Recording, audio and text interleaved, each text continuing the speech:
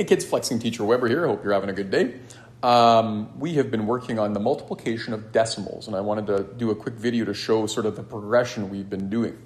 So what we started out with is we started looking at some mental multiplication with numbers, because to multiply decimals, if you can do some basic multiplication, makes the multiplication of decimals a lot easier. So we started off doing questions like these.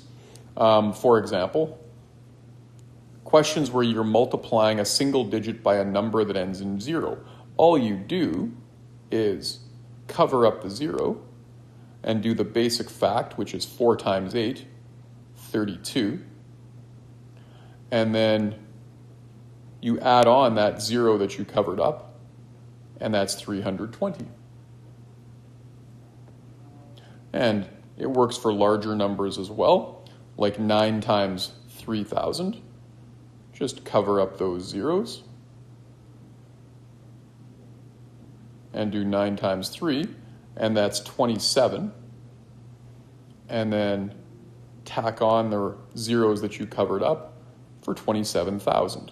So we started doing questions like that, and we did a paper like this. We did this over a couple of days.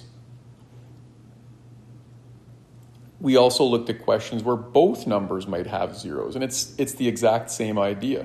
So if you're doing something, say, like 90 times 90, well, just ignore those zeros or cover them up and do 9 times 9, which is 81. And then reveal those zeros. There's 2 of them, so that's 8,100. And you got to be careful, like this one here. So there's 3 zeros. So we'll do 5 times 2 is 10. 10 happens to have a 0 in it, right? But then there are 3 zeros that we covered up. So we have to add those zeros on for 10,000. So that's how we started off, doing some mental math like that. The next thing we went to is we started looking at estimating. So we started off with this problem. 9 students in the school play require lion costumes. Each costume requires 3 2/10 meters of fabric and 1 6/10 meters of trim for the mane. And the first question is, estimate the amount of fabric used. Well, 9 students need 3.2 meters of fabric.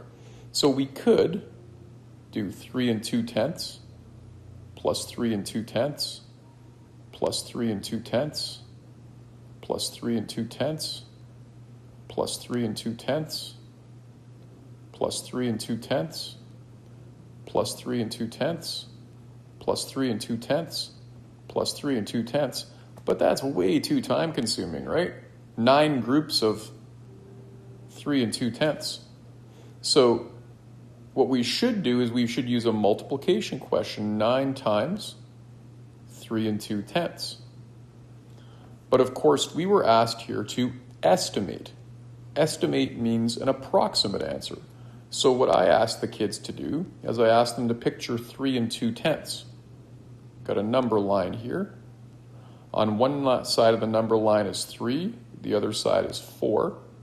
The midpoint would be 3 5/10. So I asked them to picture where 3 2/10 would be. Probably right there. That means that 3 2/10 is much closer to the whole number 3. So if I want to estimate this, estimate meaning get a quick, easy answer that I can do in my head, well, I would round off 3 2/10 to 3, and I would do 9 groups of 3, or 9 times 3, and I would say that that's about 27 meters of fabric.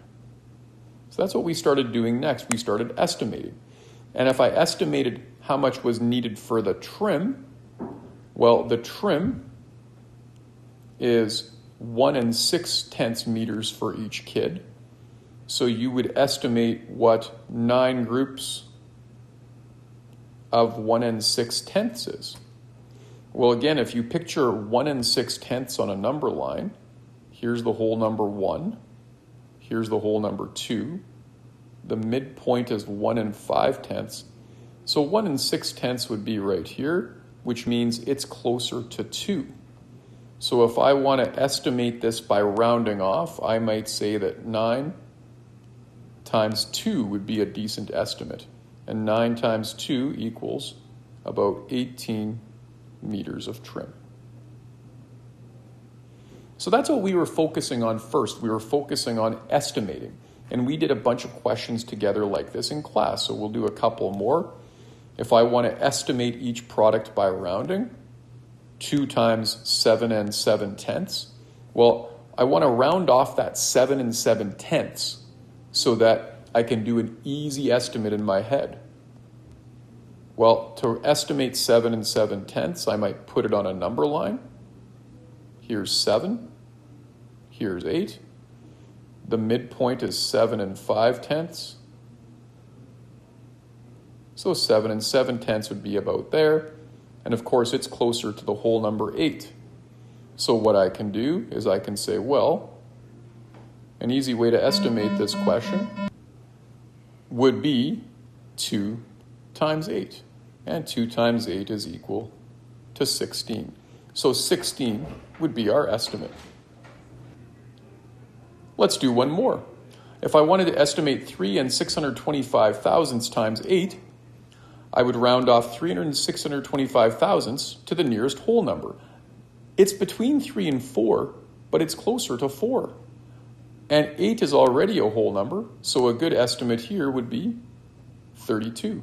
So we don't have to use the number line if we can picture what whole number that is closer to, but sometimes the number line is helpful. So 6 times 5 and 24 hundredths. Well, the 6 we don't have to round off, but 5 and 24 hundredths, again, I'll want to round it to the nearest whole number. Here's 5, here's 6, the midpoint is 5.5, so 5.24 would be like right here. And that is closer to 5. So a good estimate here would be 6 times 5 equals about 30. That's what that product is about. Last question. What if they're both decimal numbers? Well, just round them both off. 4 and 7/10 times 4 and 2/10. Well, if I want to picture these on a number line, they're going to lie between 4 and 5. 4.5 is the midpoint. 4.2 would be about right here. So it's closer to 4. 4.7 would be about right here. So it's closer to 5. So if we're rounding these off, this would be 5 times 4. And a good estimate for this question was 20. So what I had the kids do, I gave them 2 assignments like this, where I gave them questions. They had to estimate it by rounding off, and I gave them some guidance here. It said, is 2.2 closer to 2 or 3? Well, it's closer to 2. So you would round off 2.2 to 2. You would keep the 5. So a good estimate here is 10. So we did 2 assignments like that this week. So the focus on this week was estimating, and we just started some calculating today. So if your child is a little bit behind, this is a good summary of what we did this week to do the assignments Estimating Products 1, and I gave another one called Estimating Products 2. I hope that helps. That's all for now. Flexing Teacher Weber, out.